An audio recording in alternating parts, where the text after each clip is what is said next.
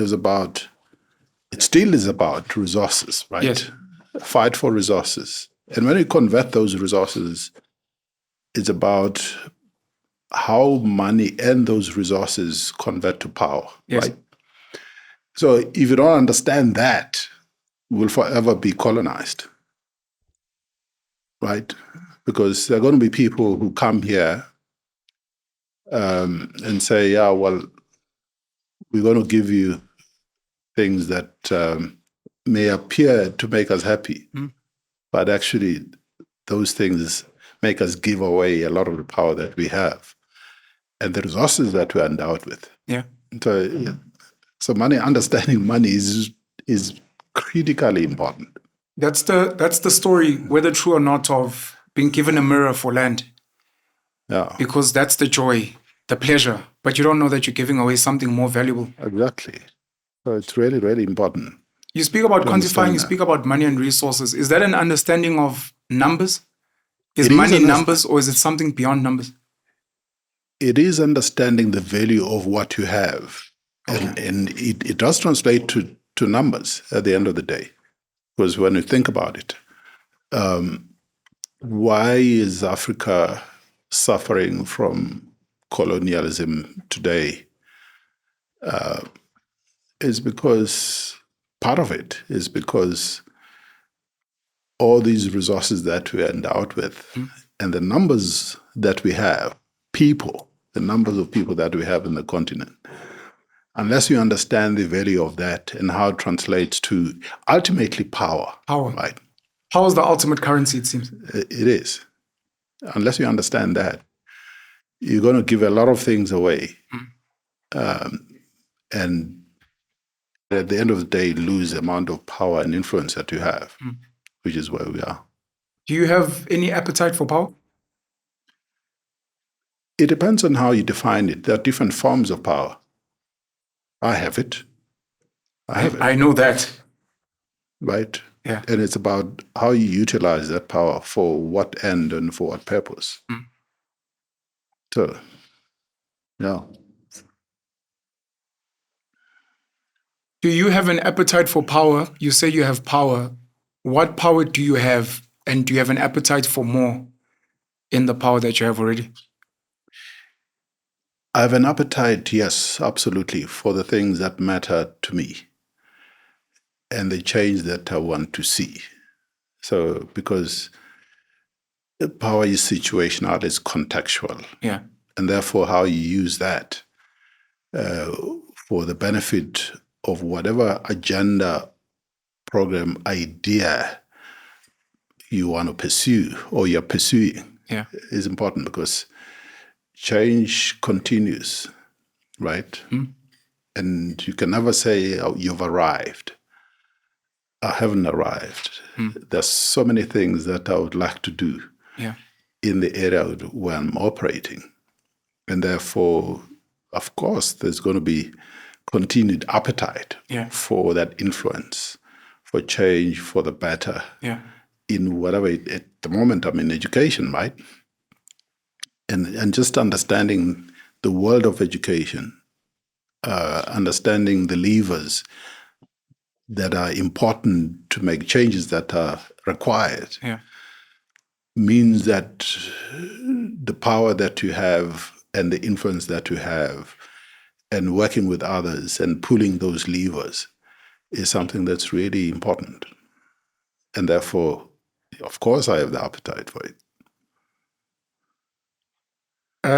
I think we can start the episode officially. I'd like to start off by welcoming you, Baba, Mr. Sizwe Nxasana. I'm a huge fan of yours, you may not know. I've bumped into you many different times. There was a time you were at Campus Square with your wife. I think you were mentoring a child at a wimpy there. I'm friends with someone who was close to your son. I think we can touch on it later. His name is Kulumango Macingwane, St. John's old boy. Right. And also, officially, geez, I need to thank Usisi Upati Kwakwa, who actually made sure that we have the sit down and that it happens. She was like, I love your platforms. I think Mr. Nxasana would be a great fit. I'm like, I'm actually a huge fan of his. She's with us today, and I'd like to give her a shout out. And the rest of your team. for making sure that we're here. Yeah. A very close friend of mine actually spoke with your wife at Wits. We're recording this on the 12th of August. I know we're doing this setup where we're setting up. I just need to put things there. Please go for it. Yeah. Please go for it while we chat. But I can carry on, right? Thank you. Ursula Mariani. She's a lecturer, I think, at Wits as well. So she was speaking on a platform with your wife, and I was like, please tell her that I'm going to be sitting with her husband on Monday. Such a small world. I've bumped into you in Hyde Park, I think, shopping as well. I'm a huge fan, essentially is what I'm saying. Thank you. And in the interest of time, because we don't have much of it, I've set up questions. I normally don't do questions. We normally just have a conversation. Yeah, I'm happy with questions. I didn't even read your question. Nothing wrong with that. But for the interest of the audience, because I'm a fan, but they may not necessarily know your story. Right. So we're going to try and summarize it. And I'm hoping at some point we'll be able to sit again and thrash out some of the more important things to you. I love the fact that you spoke about things that are important. You said things that are important to me, which is you, which means you have a worldview. Right. You spoke about having an agenda, which is important. You're going to the crux of conditioning minds, which is building schools that people may not understand, that this is where you start painting this canvas of the artworks you want to see in the future. And huge shout out to your wife as well. She's a serious heavyweight. I sometimes wonder who's more powerful between the two of you, and maybe we can touch on that as well. Dr. Judy Dlamini. Maybe small detour when we get to speak about her on the fact that she's kept her surname and what that means maybe to you and to her in an age where men want women to take their surnames, etc. I think there was a time uge wadlula eNewcastle. Well, that's where I was born. Oh! That's where I was born. We can shut this episode down. We now know that all great people are from Newcastle. I was born in Newcastle, Baba. So you were? Maybe as a small background, where you were born, where you grew up, and how it came to be that Sizwe and Company got set up. Right. Thank you. Yeah. So, yes, I was born in Newcastle many years ago. 67 years ago, to be exact. And when I was 3 years old, my father was a school teacher. My mother was a nurse. And my father decided to relocate the family to Lesotho. Okay. So my earlier years of schooling, formative years, were actually in Lesotho. Okay. Leribe, Mohareshoek, all of those areas. And because my father was an alcoholic and we didn't know, we just thought, why? He's a guy who just drinks. He never stayed at any school for any length of time. So as a result, we ended up in a boarding school. So my elder siblings and I'm right in the middle. I'm the fourth out of 7, kids. So ended up in a boarding school in my younger years. When I was 5, 6, 7. Jeez, that's early. That's very early. I was in a boarding school in Lesotho in cold, terrible conditions there. Yeah. But, that gave me a lot of resilience as a young person to just know that you can survive, you look after yourself and you do what you have to do as a kid, right? And then the family is originally from Gobodo, which is southern KZN. Yeah. But my grandfather and family, and therefore my dad, grew up in Durban, in Lamontville. So we went back to KZN, to Durban, when I was sort of doing grade, what is now grade 4. Yeah. And, lived there. My mother was a very strong Zulu woman. My mother is from Engqu. So, and she grew up rearing cattle, and so on. And she's one of the strongest women I've ever known, right? And she just made sure that we went to good schools, in spite of everything that was happening in the family. And often my father was out of work and so on. Because of his drinking? Because of his drinking. Okay. And obviously that was quite traumatic for me, but there was sort of a negative reinforcement because you grow up looking at your father as the smartest person that or that everybody knows, because he was a mathematics teacher. But his life could have been better. So I just wanted to be a better version of him, actually. He taught you a lot indirectly. Indirectly. In how he was moving. Exactly. Okay. And anyway, ended up in high school. So there was this thing that my mother always believed in, that when you do what was then called Form 4 and Form 5, which is grade 11 and 12, you go to boarding school, you get good grades, and then after that, you must sort yourself out. You are expected to go to university, but there's no money to take you to university. Yeah. So as a result, I finished matric. And in fact, when I was doing matric is the same year that I started going out with my wife. Hey! So, I was 17, she was 15. In fact, maybe even a bit younger than that. Where did you guys meet? Were you still in Lesotho at the time? No, at the boarding school in Marion Hill. Marion Hill, okay. Which was a Roman Catholic, boarding school. So that's where we met. And we started going out there. Anyway, and then I didn't have money to go to university. I didn't even know what I was going to do. Ended up working in a clothing factory as a laborer for a couple of months. And then I was applying for bursaries and things like that. Eventually got a bursary to be trained as a land surveyor. And that bursary provider sent me to go and experience what land surveying is all about. So I was posted to Msing, Tugela Ferry. Yes. And I was a land surveying technician, 17 years old. It was a lot of fun, working in the fields. We were building roads, and I was staying in a construction camp on the side of the road. Yeah. Which, from a young person who comes from a township, suddenly you're in this dark. There's no electricity. There's nothing. Very rural, MC. And you're living in a hut, essentially, in a construction hut, temporary structure. And that gave me a lot of time to reflect about who am I, what am I here, why am I here, what am I going to do, what is my life going to look like. I used to keep this journal, and I used to write every night, about my experiences during the day. You remember when that started, the journaling? Yes, it started. So I was there from June of 1975. Yeah. So I was keeping this journal. It was a small little journal, diary actually, and I used to write notes. So it started spontaneously? About what I was thinking every day.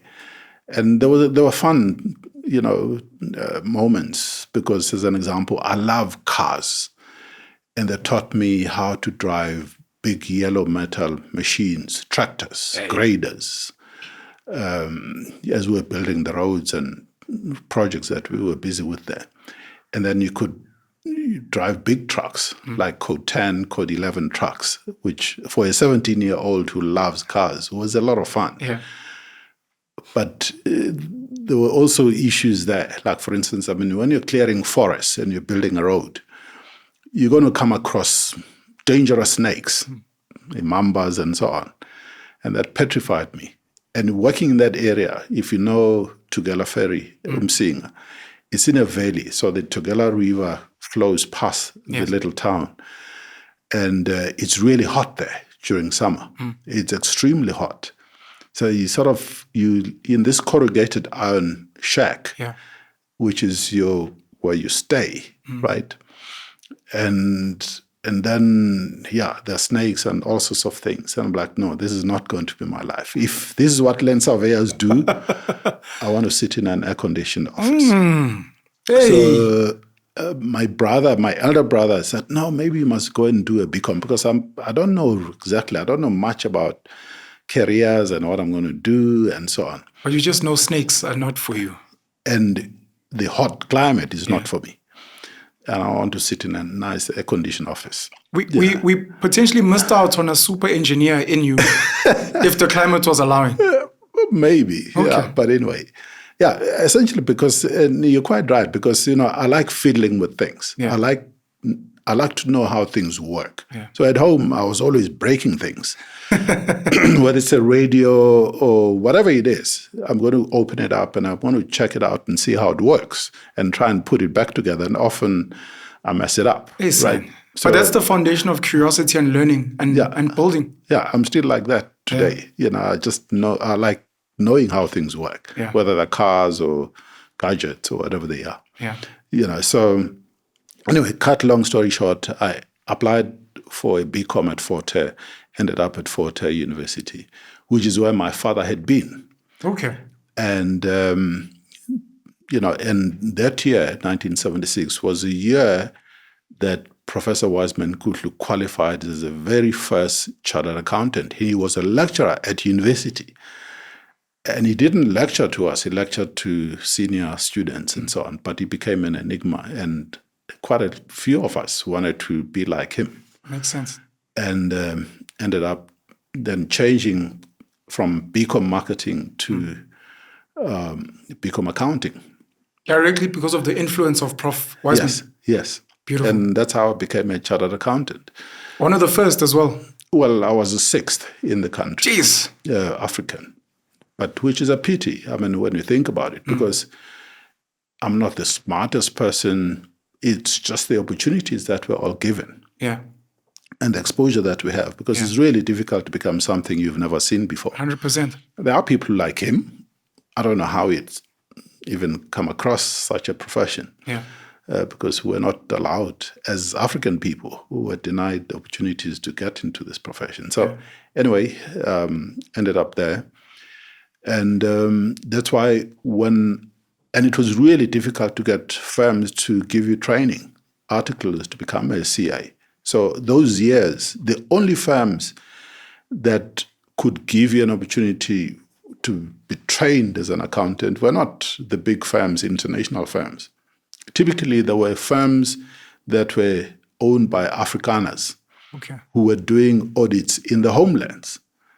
And they had to train Africans to work in the homelands. Yeah. So if you look at the first crop of accountants, all of us would have been trained in Umtata because we're doing work for the homeland, government in the Transkei or Ciskei or KwaZulu-Natal in my case.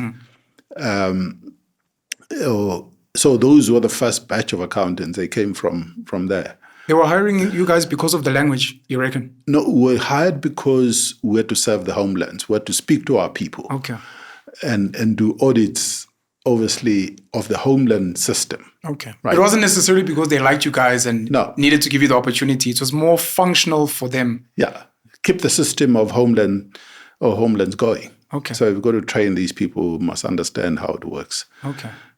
How businesses and state-owned or homeland businesses at the time work. It was bus companies, breweries, and things like that. So that's what we audited. There were no black businesses that we could audit.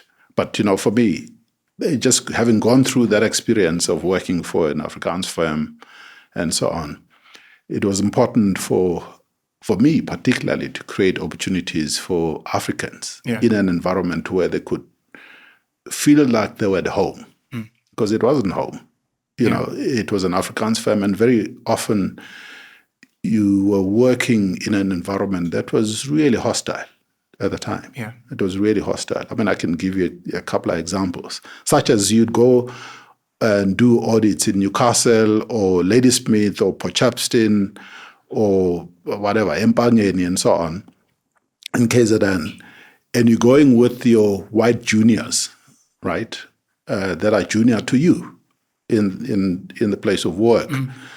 And they would go and sleep in a nice hotel, and you're sleeping in a caravan because you're not allowed to sleep in a hotel because you're black, So, and there were certain things, even at work, you were not exposed to certain things because you were denied, like if there was a company, a state-owned company, maybe a brewery or bus company or whatever it was, you could not, as a black manager in that firm, for instance, do audits of salaries of white people. You just couldn't, you were not allowed to look at that. So that to bring in your partner, who's an Afrikaner, to look at those aspects of audit, which means your training is actually limited, right? because there are certain things that you're not allowed to have a look at. So that's why starting Sizwe and Company was really important to say, well, we've got to change this.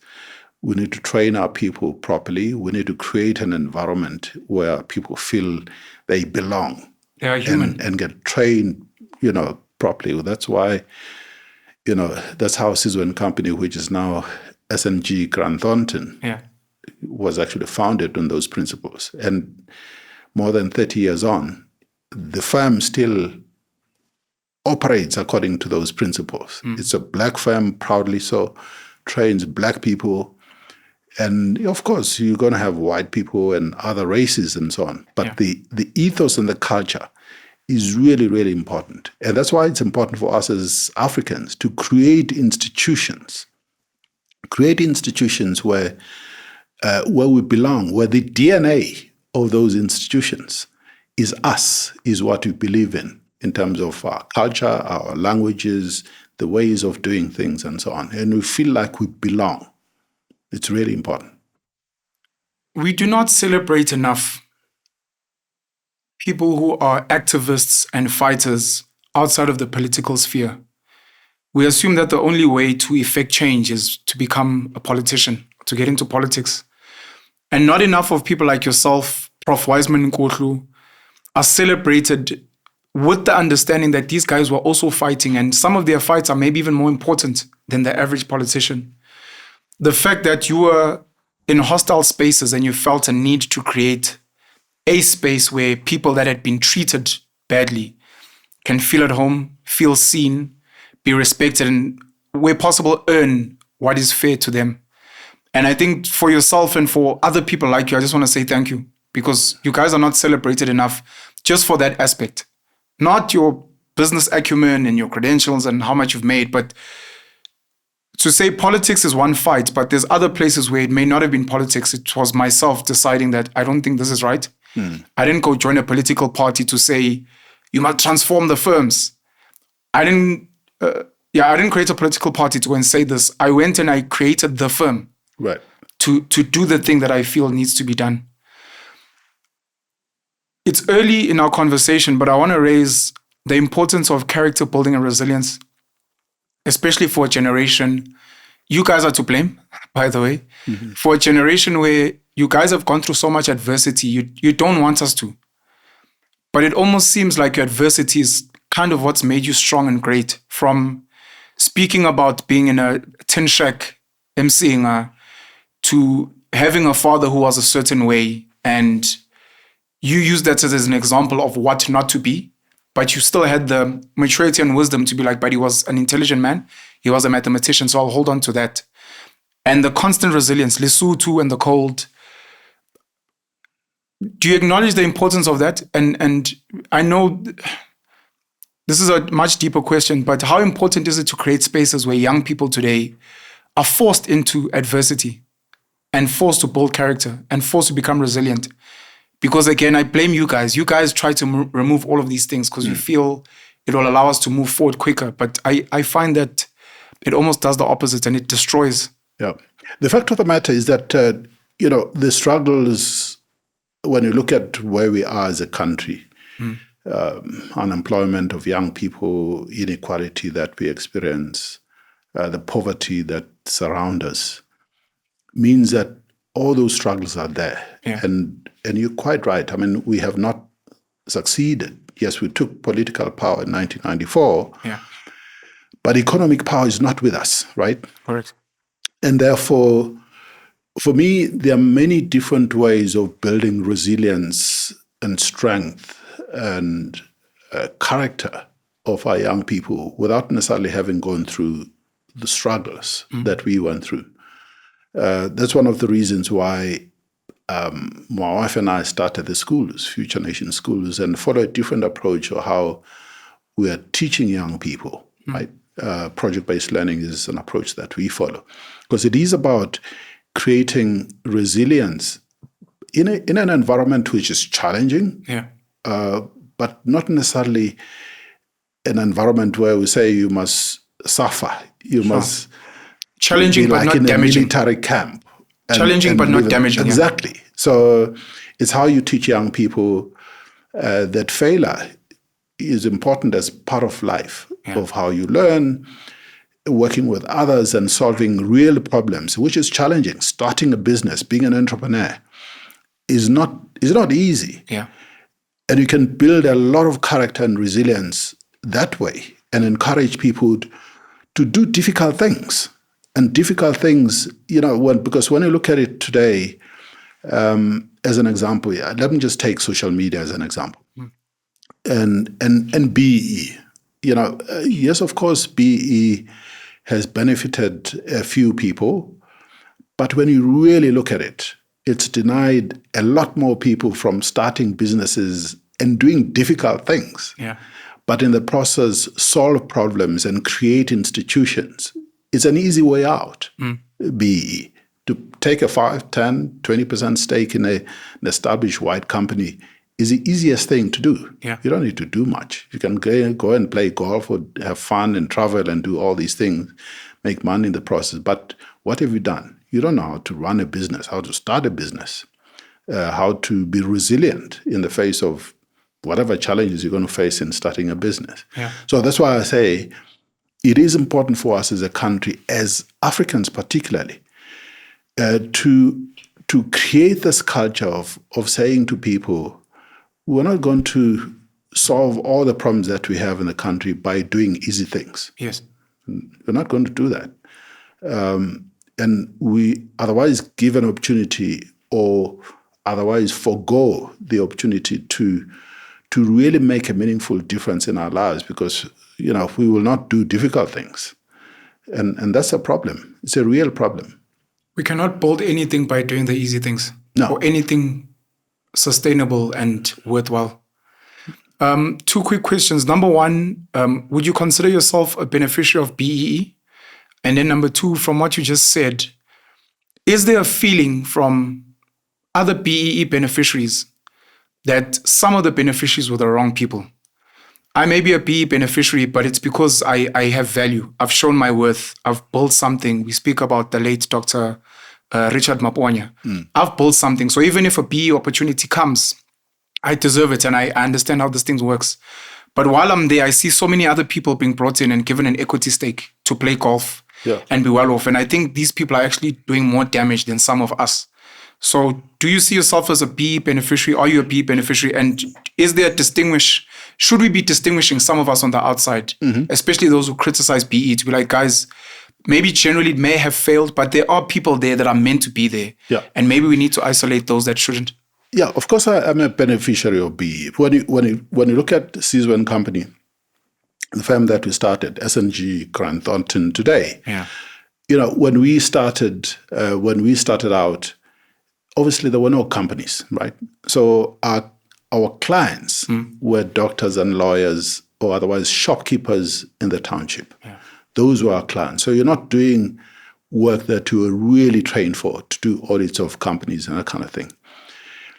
Come 1994, the new government comes in, and obviously as part of the transformation agenda of the country at the time, we were given opportunities. Suddenly, almost overnight, the late Minister Stella Skau said to us small black firm operators and professionals, guys, you're going to come together.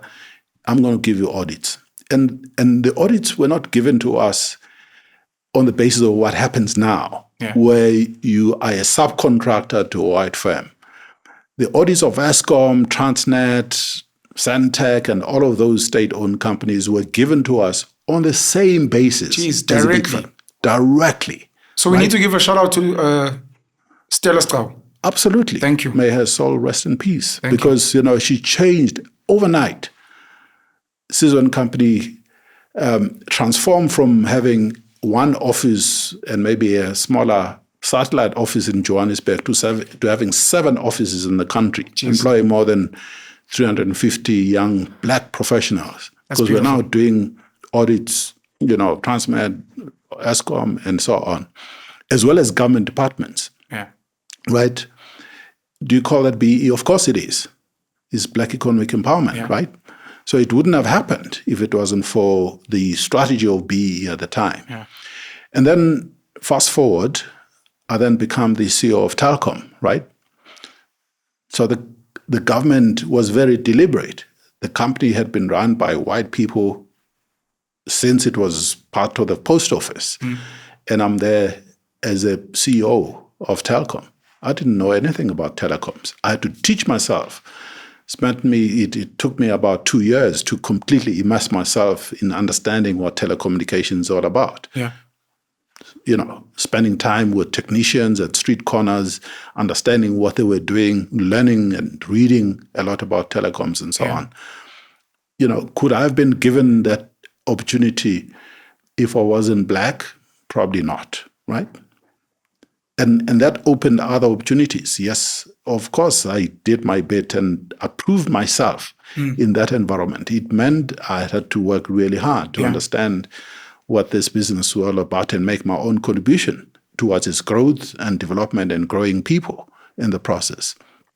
And that opened opportunities for me to become a CEO of First Rand Bank, FNB, RMB, West Bank, And again, we're sitting with a serious heavyweight here. No, Baba, please continue. My apologies for the unprofessionalism. So could I have been a CEO of First Rand if I wasn't Black? Probably not, right? Because I had the track record based on the opportunities that had been given to me. Because you were Black. But it's what you do when you get there. 100%. Right? When you get to those positions. 100%. And I proved myself again, in banking. I had to learn banking. I had to understand what the business is about and make my own inputs and changes to that business towards its growth. As an example, when I got there, the business was operating in Europe, in Australia, in Brazil, and all of these places, but hardly in Africa. And by the time I left, the business had a footprint in a number of at least 8 countries in Africa. Thank you for that work, by the way. So I wanted to mention that you look like Kwame Nkrumah, so you were pushing the African agenda through. No, it's really important. Yeah. It's really important. So, so that's why I say often as Black people, you get these opportunities, especially, maybe our crop, the older generation. It's what to do when you get there. Yeah. And because they're still, the issue of transformation and advancing the agenda of Africans is far from over. We still have a lot of work to do. But we need the courage to change the structures and the systems that we find in these places for the benefit of a lot more of our people. I want to go back to a few questions, but while we're here, a white person is listening to you. Right. And they ask, sorry, Mr. Nxasana, I'm hearing you speaking about focusing on Africans and what is the benefit? Why should traditionally white institutions, businesses, etc., why should they be investing in Africans, in your opinion? Well, if you look at it, we have, call it 63 million people, right, in South Africa. Yeah. And obviously the majority are African, right?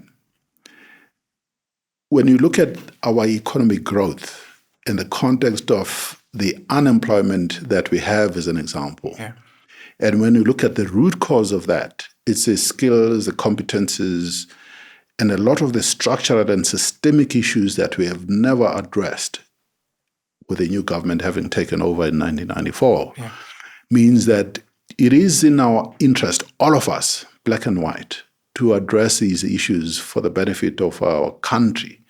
Because you can't grow. We've experienced, anemic growth for a number of years now, for more than 15 years, essentially. You can't continue on this path and hope to grow the economy. We can't continue denying opportunities to a lot of our people for education, for skills and competences, and still hope that we're going to somehow grow the economy. We cannot continue having the concentration of the ownership patterns in our country in a few hands, white hands in the main, and hope that you're going to grow the economy. It's simply not going to work. So you can grow the economy, which is what we've experienced for the last couple of years, but you're just benefiting a few people who own the economy. And this trickle-down effect that hopes that, somehow we're going to create employment when you have not changed the ownership patterns in the country is a fallacy. It's not going to happen. Yeah. It's not going to happen. Is it in the benefit of white people to invest in Black Africans? It's in the benefit of all of us. Yeah. It's in the benefit of all of us. But, when you look at it at the end of the day, though, we took political power in 1994. Yeah. And unfortunately, we have not changed structural issues in our country when it comes to the economy. Yeah. We haven't changed them.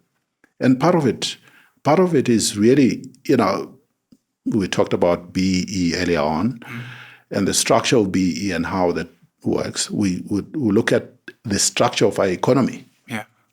We have decided on this dual economy structure where the government plays a role in the economy, and then you have the private sector, right? Yeah. But when you look at the ownership patterns, at the end of the day, we haven't really shifted the needle in terms of who owns this economy.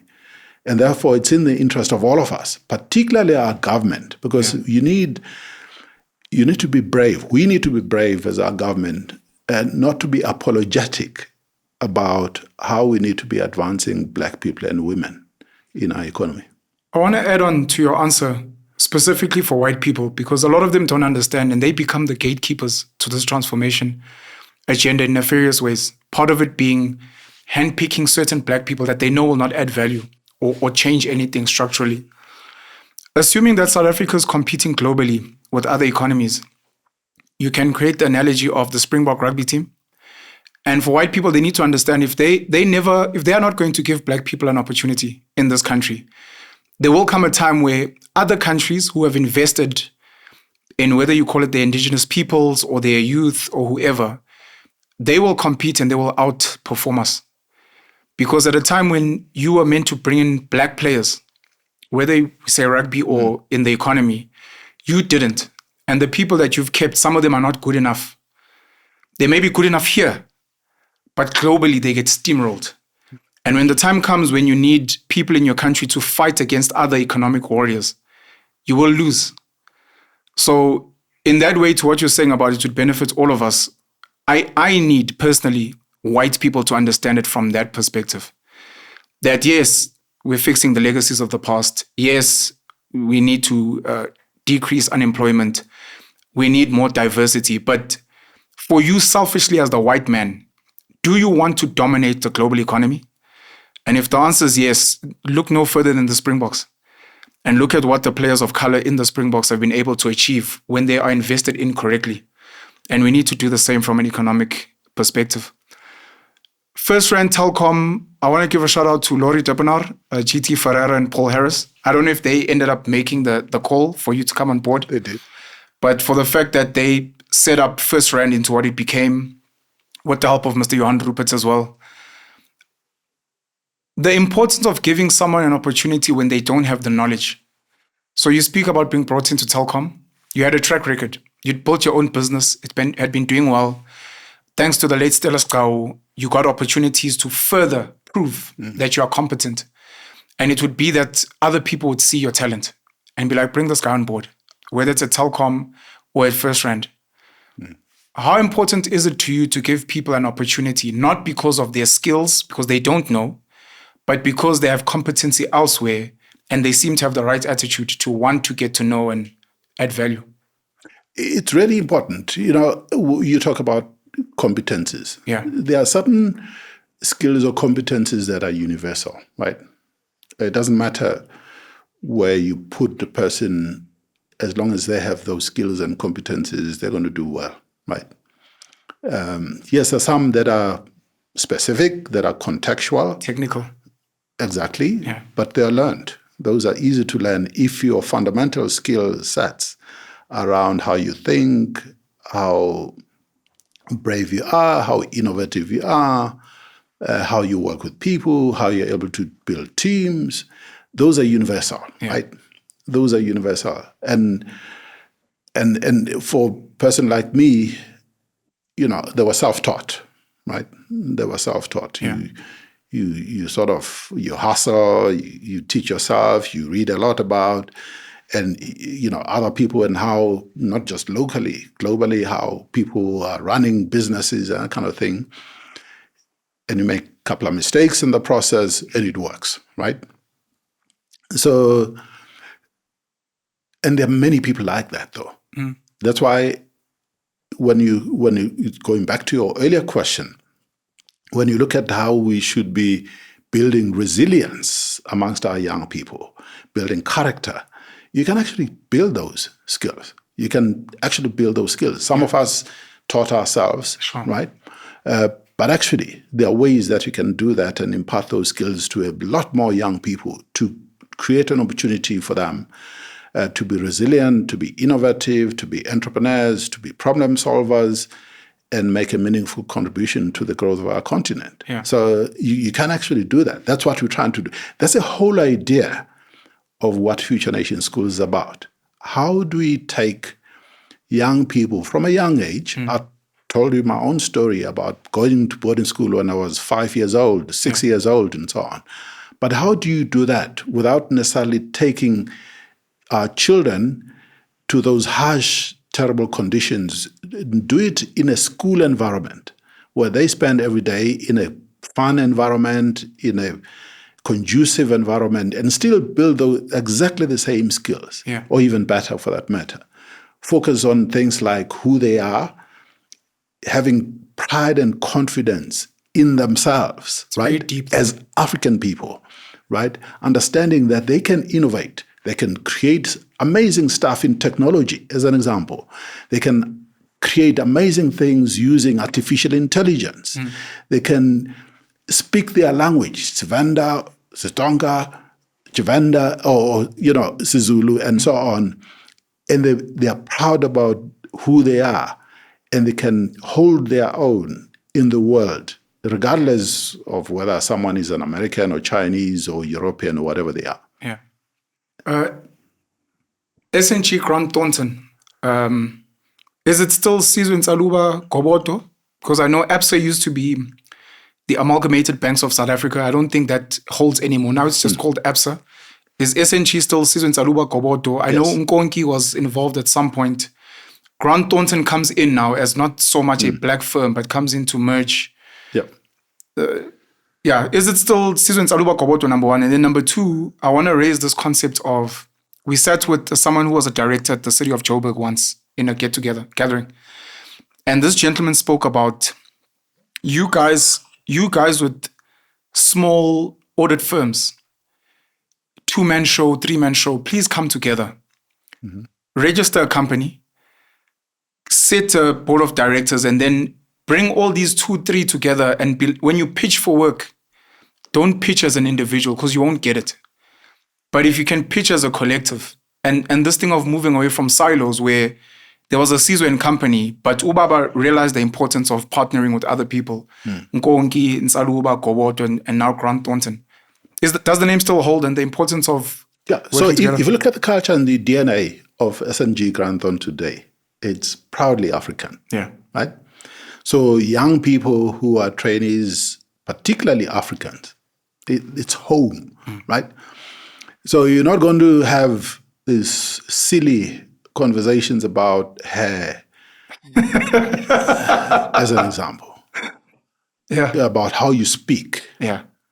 That you must speak in a particular intonation.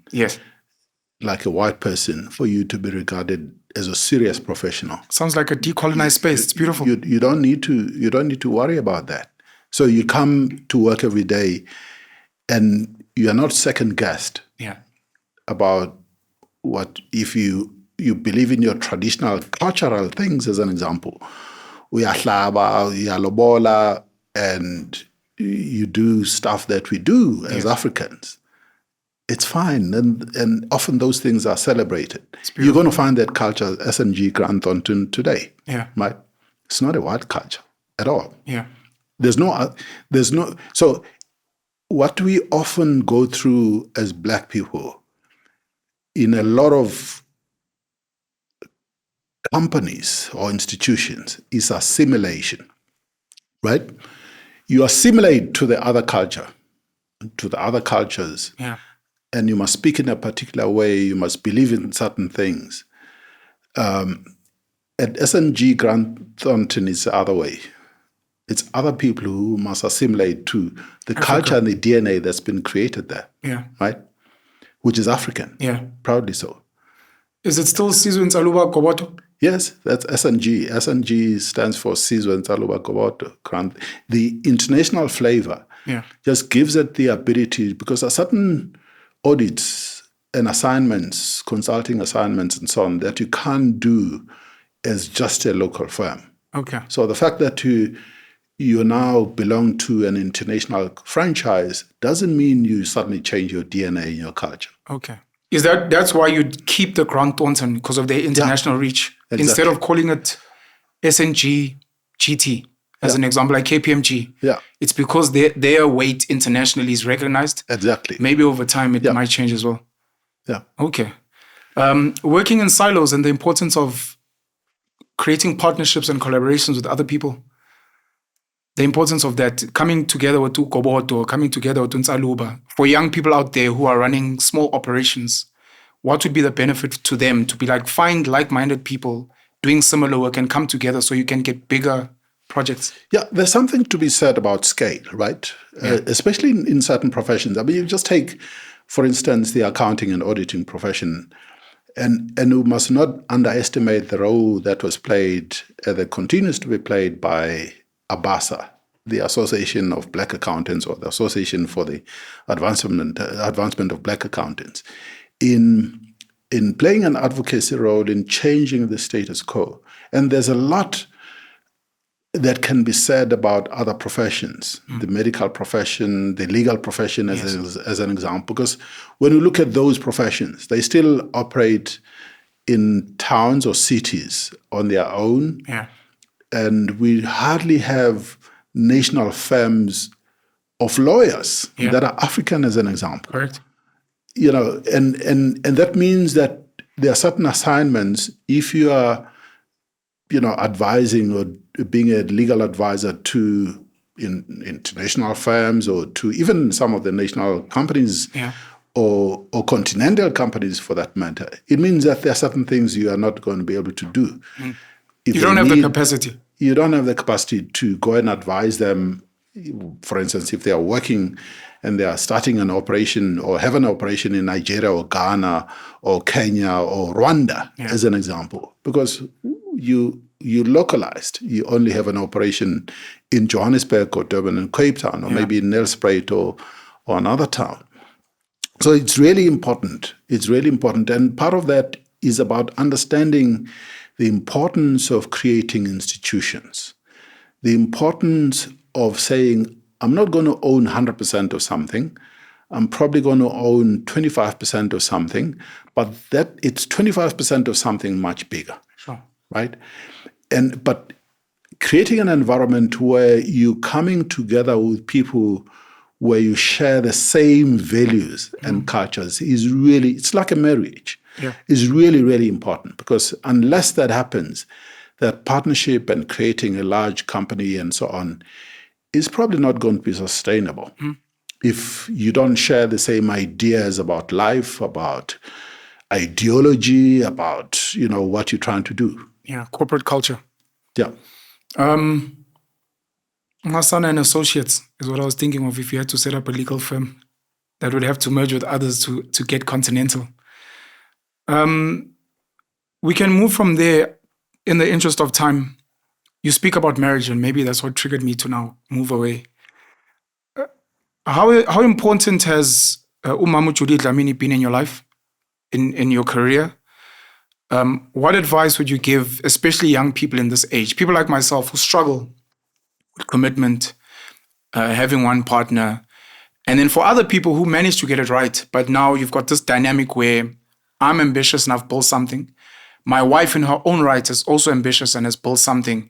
Those clashes, because the assumption is that as a powerful man, you want a woman who submits, who's always at home. Your wife is very well decorated. I think at some point she was the chair of Aspen.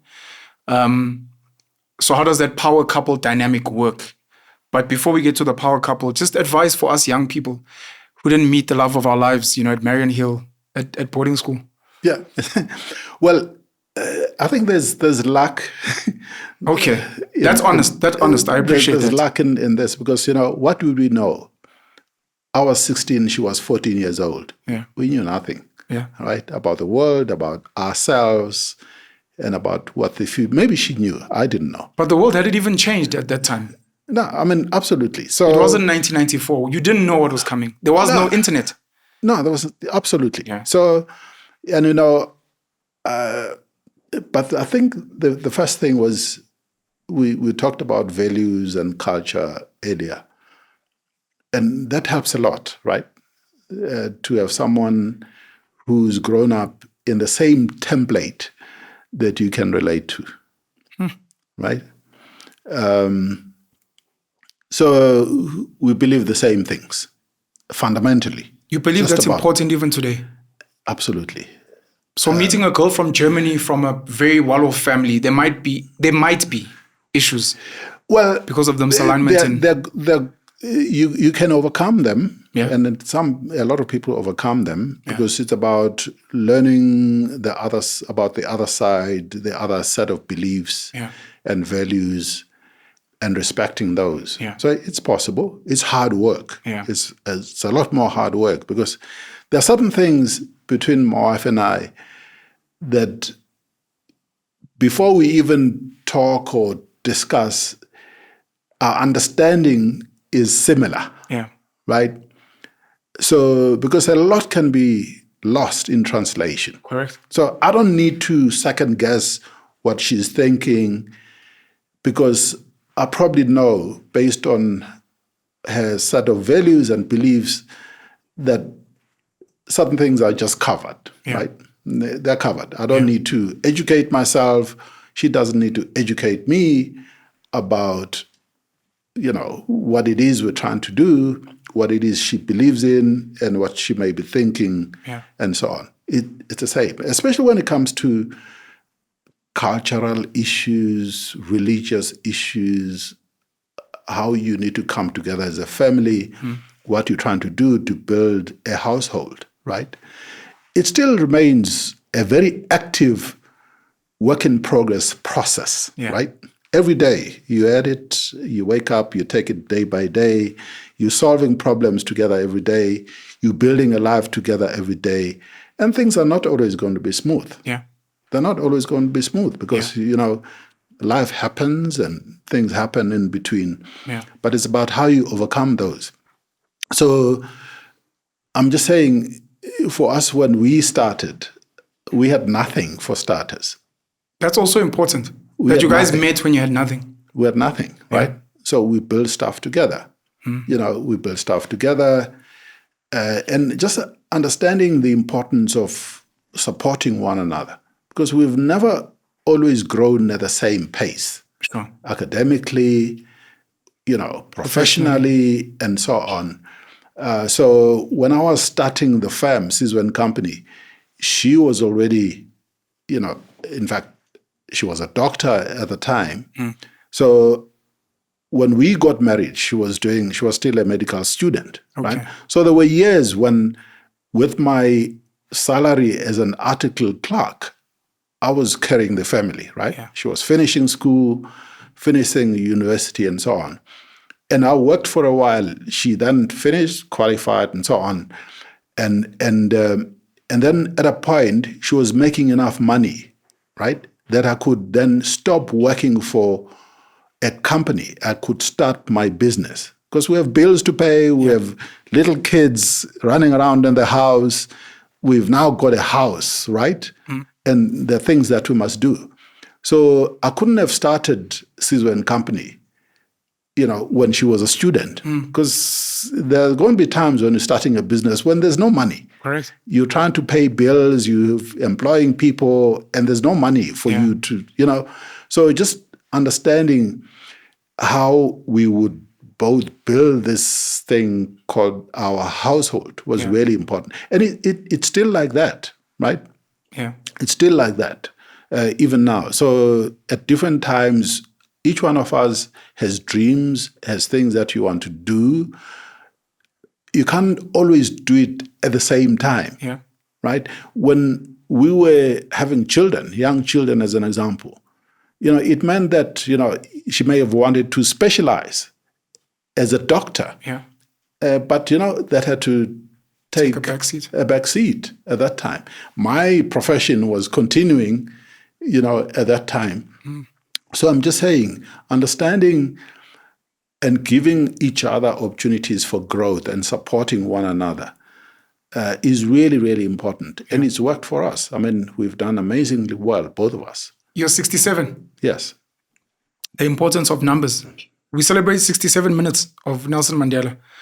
And you said you met her when you were 16, which means you guys have been together for over 50 years. Yeah, we're actually celebrating 50 years. Jeez! This year. But I'd like to say congrats. Thank you. To you and Umama. As human beings, we sometimes forget the more important things.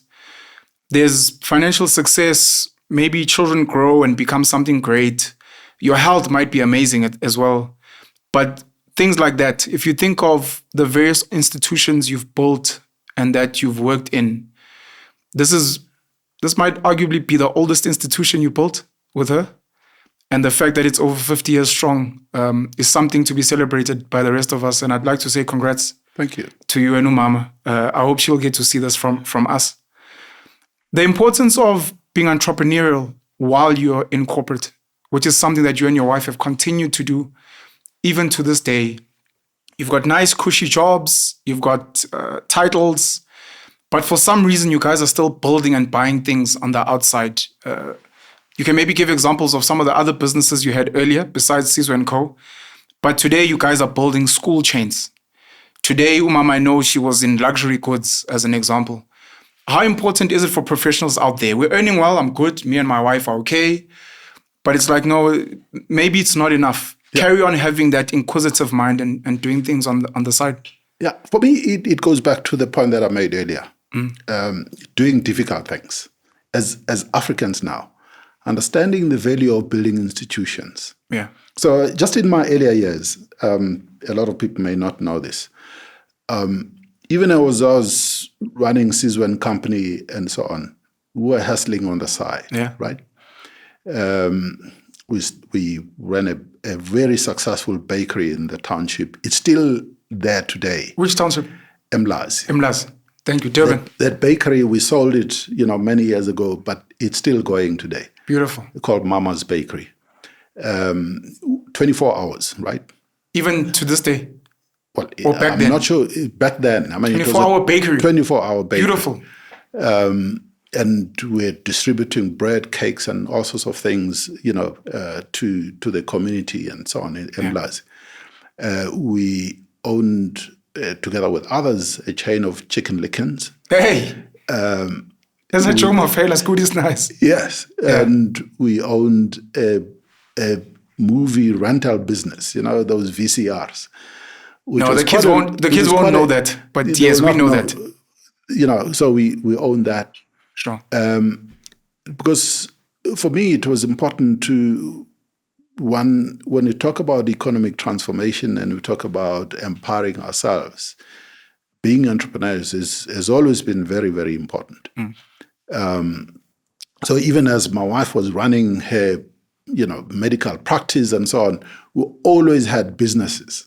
We always had businesses on the side that were running and so on. Yeah. And we work really hard. We've always worked really hard. Our lives are very binary. It's family and work. Yes. It's family and work. Yeah. So we spend a lot of time doing that. So if fast forward now, a lot of people my age, when you finish corporate life, especially you've had a certain measure of success, you sit on boards and you make money that way and so on. And, at 60, decided to start Future Nation schools, Sifiso EdTech. We're now busy building Future Nation College, teacher training college, at my age. And there's no such a thing as retirement in my diary or in my dictionary. Yeah. Because I just think I've been blessed. Obviously, you have to look after yourself. You have to try and keep healthy and so on. Yeah. But you just keep going because, we fundamentally believe it is important for us to lead by example, to start businesses, that you don't need to follow tradition that says, well, people define you as, I don't know, whatever you are, as an accountant. You can't define me. I'm a school teacher, I'm a businessman, I'm a father, I'm a grandfather. I'm all sorts of things. Yeah. And all of us are. And understanding that we are complex beings and we're capable of doing stuff, sometimes that we never even thought, maybe in our dreams we were scared about it, but it's about taking that fear and saying, well, I'm going to translate this into something and I'm going to solve a big problem. Such as what I'm trying to do now, solving problems in education about language, about technology, about how we train teachers, and trying to influence a big system, which I'm really privileged to be able to do. As a co-founder of the National Education Collaboration Trust, Ikusasa Student Financial Aid Program, which is funding students from poor backgrounds. So there are a lot of these problems that I'm passionate about, and it's about how do you solve them. You can't solve them sitting on the sidelines. I don't believe that's how you do it. You solve them by getting involved, rolling your sleeves, because we complain about our children, African children, being discriminated against. I mean, there's a whole story that's been going on about Pretoria Girls High, and it's not the only one. There are other schools. And you sit there and like, oh, okay, we can't keep complaining. We've got to do something about these things and create institutions that are an example of what we want. Yes. What we want. And that's really important. Build your own thing. The problem is time. One of the coolest things Ukulumango said to me is he once sat with you, and I believe this is the story because he told me many years back. He once sat with you and the topic of golf came up. I don't know how true the story is. And I think he asked you why you don't play golf, because apparently deals are done on the golf course. And you said, people know what I'm good at. People know what I'm competent at. They have my track record. If they want me, they'll find me. I don't need to go to the golf course. I don't know how true the story is. It's true. It's 100% true. The importance of that, of not necessarily following the traditional route and being like, well, go play golf if you need to do that. But be careful to not do things that are going to waste your time, because you don't need that. You already are qualified, competent in other spaces. Rather go make an impact there. I think I wanted to qualify and verify that story, and then also just get you to be the one to kind of own it now that I'm here with you. So for me, it's always about being deliberate about what do you want? Who are you, for starters? Yeah. Who are you? What's your purpose in life? Why are you here? You did this with Singer in a shack, journaling, exactly. Figuring out who you are. Most people never go through that journey. Yeah, that's why a lot of these skills or competencies are self-taught. But the question is, how can we impart them to young people, right? Yeah. So for me, that question still prevails today. What's my potential, right? I'm doing a PhD now in Denmark in education. So I travel back and forth. Because am I good only here in South Africa? I mean, that was a question. When I started the company, Sizwe Company, and then it grew, it became Sizwe Nxasana Gobodo. You've done this, but is that your full potential? Are you able to run a large company? And that was Telkom. Can I run a company which is a white culture in it? Very white, very Afrikaans. Very Afrikaans. Yeah. Can I succeed in that context, in that environment? Can I start a business again and make it succeed and grow? The age of 60. Yeah. Can I go and study something new, sit with 20 or early 30-year-olds in a completely different context, in a snow, country in winter and that kind of thing, can survive in that environment?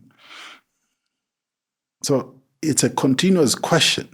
Who am I and what's my potential? And right? don't do the easy things. Don't do easy things. Yeah. So, so it's exploring that question, which is a continuous process. I actually just remembered now, you and I were on the same flight last year. I was going to South Korea. I'm not sure where you were going, but we went via Ethiopia. Yeah, I was going to Denmark. You're going to Denmark? Yeah. I'm getting flashbacks now of some of your talks that you had when you were still in charge of First Rand. And I just want to make a special mention of this gentleman because I'm a huge fan of his, Michael Jordan, who was the CEO of FNB at some point, and some of the innovation he brought into the bank, and how so many people today seem to have not learned. You get great leaders that come into First Rand and then you leave, and it's almost like some of the people you left behind don't carry on with some of the legacies. Speaking of Okulu and St. John's, your son Sifiso is a huge factor in your life and your wife. If you may, it's up to you just to speak about Sifiso and how you guys have kept his legacy alive. Yeah. So he was a blessing. Yeah. Ebe Sifiso. Yeah. So a good heart, an amazing young person. So, he was at Wits when we all discovered that he has a kidney problem. I donated my kidney to him, which gave him another 6 years of life. So I have one kidney. But it was an amazing 6 years because, he had finished varsity, he was still, studying and was doing a number of interesting things with his friends, teaching young children in Soweto and that kind of thing. That's why when I started the education group, it's called Sifiso Learning Group. So Future Nation Schools is the group that owns Sifiso Learning Group owns Future Nation Schools, owns Sifiso EdTech, owns Future Nation College, which is a teacher training college today, because it's recognizing, young as he was 27 years when he passed, the amazing person that he was, and his legacy lives on through educating young children, building skills and competencies, and doing all of the things that we do as a family today. And so, and my wife and I visit his grave every week. We go there to lay flowers, to sit there and have a conversation with him. Yeah. Because we still believe in the power of those that went before us, regardless of how old they are. Yes, of course, we believe in God. We are Christians. But as Africans, there are certain things that in our culture, some people obviously discard those things. African spirituality is an example. Understanding those that went before us, siyahlaba. Yeah. We celebrate those things, right? And we believe in them. And that's why just going back to beliefs and having values or cultures that are the same as a family unit, as husband and wife, my wife and I, those things matter to us. They matter to us, right? So he was a blessing to us. But he taught us a lot about not judging people, understanding their stories. Because we are very quick as people to judge. That's one thing Sifiso always said, you see a person begging at a street corner and we judge them, right? And Sifiso always used to say, well, you don't know their story. Yeah. Who are you to judge that person. You know? Yeah. So, yeah. Ngiyabonga, Baba. And on behalf of Sifiso, I'd like to thank the work that you and Umama and the rest of the family have done to keep his legacy alive. It's beautiful to know the work he was doing before we lost him. And I wasn't even aware that you gave him a kidney. You gave him a gift as well of 6 more years. And that's something really special as well. And I can imagine on his behalf, he's blessed to have had you to do that for him for 6 years. But it was a blessing to us. Yeah. Right. We speak today about, we speak about AfriForum, Solidariteit. Solidariteit. I believe you worked with the Solidarity Fund. Yeah. Different institution, but and they've been building schools, academia, Soltech, and people keep saying Black people need to build schools. And I keep saying they exist. We just don't speak about them, or people don't speak about them. There are a lot of unknown private Black-owned schools. I know in Nelspruit there was a gentleman, Colbert Quattro, who had some really good schools there. And there's many others. And you and your wife become now some of the people that people need to know. That, guys, if you're speaking about Black-owned schools, there is a school chain, Future Nation Schools. And not only is it Black-owned, but it's got a completely different ethos, culture, vision. What is Future Nation Schools? What is it trying to do? So there are a couple of things. When I left corporate life, right, looking at the problems that we have in our country and some of them in the continent, for that matter, we say our children can't read for meaning by the age 10. Yeah. Our children cannot count. Our children don't understand how to create technologies, not as consumers of technology. We complain about, we're talking about problems with hair and racism, which is still with us. So the whole idea of creating not just Future Nation Schools, but Sifiso Learning Group was to solve the problem of how our children are taught. My wife and I traveled the world, from Pakistan to India to Singapore to Europe to South America to North America, looking at education models and how we needed to teach our children in the fast-changing technological world of work.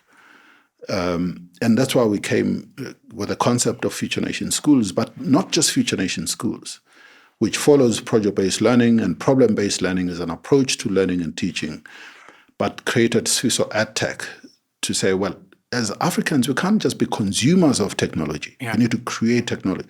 We talk about artificial intelligence and the prospects that it provides us as Africans to solve the language problem. We have more than 1,500 languages in Africa. But Africa is still divided into 3. Africa is divided into English-speaking Africa, Lusophone or Portuguese-speaking Africa, or Francophone Africa. French. Our children, there are only about 70 million first language English, French, and Portuguese speakers in Africa. 70 million. 70 million that control 1 point, how many? 2 I'm not billion. sure, billion people. 1.2 billion people. So colonizers continue to win. Yeah. They continue to win long after they've left major parts of Africa. Yeah. Because our children are taught in French, in English, and Portuguese by teachers who are not first language English, French, and Portuguese speakers. Correct. Like us speaking English today here. Yeah. As 2 Black African men. And research all over the world tells you that if children are not taught in their mother tongue, it doesn't matter which one it is. They are not going to acquire knowledge and skills. And essentially, what we continue to say is that our languages have no academic value, have no epistemic value, have no commercial value. I fight with parents at Future Nation Schools all the time who want their children to be taught Afrikaans. When I say no, we're phasing Afrikaans out, and we're going to teach them isiZulu, isiTsonga, isiPedi, isiTswana, and isiSotho. And they say no, but Afrikaans puts food on the table, and they are right. They're very right. The matric papers are offered in English and Afrikaans. The language of learning and teaching is in English and Afrikaans from grade 4 onwards. Correct. In fact, majority English. 85% of our teachers are not English first language speakers, but they're from grade 4. They have to use this language. And so much gets lost in translation, especially where we have not invested in our own languages to develop them as academic languages, as commercial languages. Yeah. I'll tell you a story. I've invested in a business that allows universities to run and offer online degrees. And we were shown a door in one of the Afrikaans universities because we did not present our bid in Afrikaans. So there's commercial value in why you need to understand. Even government tenders today are issued mainly in English and Afrikaans, not in isiZulu, not in isiTswana, not in isiVenda. So what are we saying? But that requires a lot of courage. Yeah.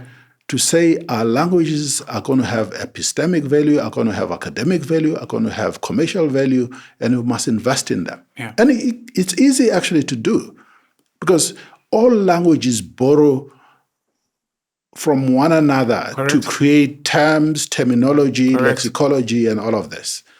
So the whole idea of Future Nation schools, of Sifiso EdTech, of Sifiso publishers, is to create a whole ecosystem of solving the problems of technology. How do you use artificial intelligence, large language models, machine learning, and so on, to create our languages as academic languages? How do you integrate technology in the way that we teach our children artificial intelligence, how to use this tool, not consume them, how to create things, using these tools? How do we play our role in the world of becoming creators? So all of those things are really, really important. I had a question for you, but I think you've answered it so beautifully. Asking about the decolonization aspect of Future Nation schools and the Sifiso Learning Group as a whole. It seems you started this work a long time ago with Sizwe and Company, where you wanted spaces where Black Africans felt at home, felt like they didn't need to be second-guessed, asked questions about the way they live their lives.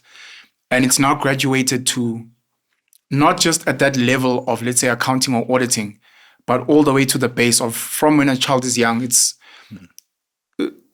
one of the case studies Black Africans need to learn from the Afrikaner community, how they came into government and ensured intentionally that they would decolonize education from British to Afrikaans, where an Afrikaans child from preschool all the way to matric, all the way to tertiary can speak their mother tongue and then end up earning a salary speaking that language. And you're doing that work. And I want to say thank you for that. We don't have much time left. I don't know if there's anything you really want to get off your chest while we're here. I've still got a couple more questions for you, but in the interest of time, because with the time you've given us, we've got 10 minutes.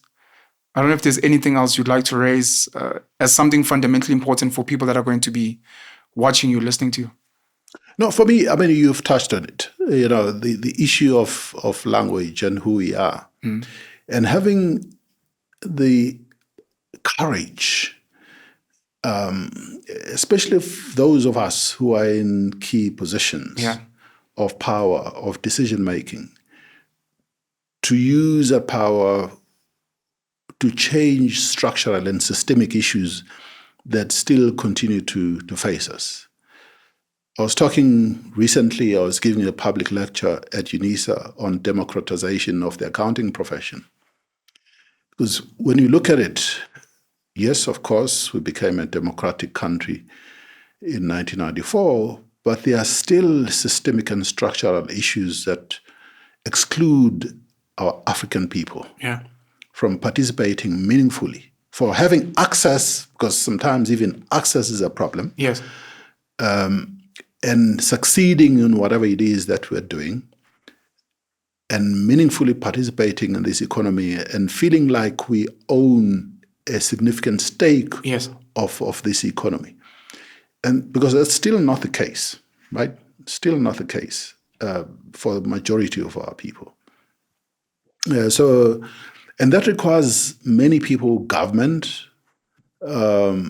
needs to be courageous to understand that there are certain things that we need to do in our laws, in our policies, in our regulations to move the transformation agenda forward. Yeah. Because, colonizers, you can't expect colonizers out of the goodness of their hearts to address these things. That's why Africa remains colonized. Yeah. We talked about the language issue. Why don't we have the courage to say, we're going to take our 1,500 languages and using technology, we're going to put a huge amount of resources and money in it, create our languages as languages of learning and teaching, as commercial languages, as academic languages. Yeah. You talk about Afrikaners, which is a relatively young language, actually, Correct. when you think about it. There were words during COVID, 3-4 years ago, that didn't exist in Afrikaans, right? You go and borrow from French, from Flemish, from English. You create a word. Yeah. So the government has started on the process, the Department of Basic Education, on mother tongue-based bilingual education. It's underfunded, under-resourced. Yeah. We haven't really created the structures, language structures, to standardize terminology. So it's moving in the right direction, but we need a lot more courage and resources to really, really drive it, because it's possible. It's possible to drive it. Mathematics is a big issue. Yeah. We talked about counting as we were setting up and starting this conversation, the importance of money, of understanding money. When you hear senior politicians saying, I was bad at maths, and everybody laughs, and everybody thinks it's cool to be bad at maths. And then 70% of our children are doing maths lit. It can't be cool. It's not cool. Because essentially what we're saying is that the majority of our children are remedial cases that must be helped, because the knowledge of mathematics is associated as a social construct with intelligence. And it's not true that 70% of our children cannot be good at mathematics. That's why we offer mathematics, proper core mathematics at Future Nation schools, because every child must know mathematics. Yeah. Right? So these things are really, really important, and they require us to have courage to say we're going to change them. Because every child can have access to mathematics, can succeed in mathematics, because that opens doors. Yeah. Why, when you think of economic opportunities, right, in the world of work, those few, 30% of our children and 6% of the children who wrote matric last year got 60% and plus in mathematics. And obviously you're saying 6%. 6%. Got over 60% for maths. Yeah, 6%. And when you look at how many of those were African, you'll be shocked. So out of about 700,000 kids who wrote matric last year, less than 30,000 were African that got 60% and plus. So essentially, all the professions, trades that are high income earning are only available to those few. And essentially we're saying the majority must be relegated to the world of unemployed young people. Right? That's what we're saying. And we're saying they're not smart enough. And that's not true. That's not true. I need to reference Chamath Palihapitiya. He used to be an executive at Facebook. He's gone on to build, I think it's called Social Capital, his company. He's a dollar billionaire, and his company focuses on fixing or solving the world's biggest problems. I need to reference Elon Musk, of course, because he's shown as well, not just talking, trying to solve, whether it's space travel, electric vehicles, whatever the case may be. And the reference to Future Nation, because he built Ad Astra for his boys as a school. I think it's got a new name now, but it was also focused on, I don't think they were projects, I think they were more problem solving, the second part that you added. I need to thank you for the work you're doing, not just in lobbying and shouting and screaming and tweeting like some of us, but in saying I'm going to get my hands dirty and I'm going to put my resources where I think it makes sense.